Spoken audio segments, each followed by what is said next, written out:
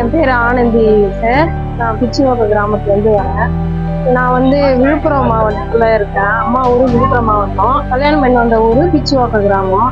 நான் கல்யாணம் பண்ணி 12 வருஷம் ஆகுது. எங்கள் மாமியார் 40 வருஷமா அந்த வீட்டில் எல்லாம் இருக்காங்க.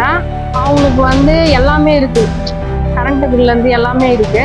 ஆனால் அவங்களுக்கு இத்தனை வருஷமா பட்டா எழுதி கொடுத்து கூட எதுவுமே வரல.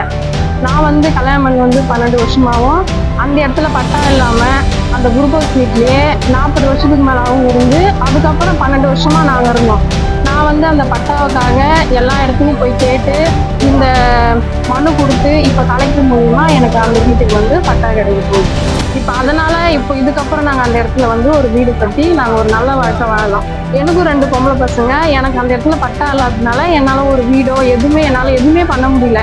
அந்த இடமே எங்களுக்கு இல்லை, நீங்க சும்மா இருக்கிறீங்க, வேற யாரோ இது எங்களுக்கு தான் சொல்லி அந்த இடம் எங்கள்கிட்ட இல்லாம நிலைமையில இருந்து இப்போ கலெக்டர் எல்லாமே பார்த்து அது உங்க இடம் தான் அப்படின்னு எனக்கு ஒரு பட்டா கொடுக்குறாங்க. இப்போ இன்னைக்கு பட்டா கொடுக்குற முதலமைச்சர் ஐயாவுக்கு மிக்க நன்றி.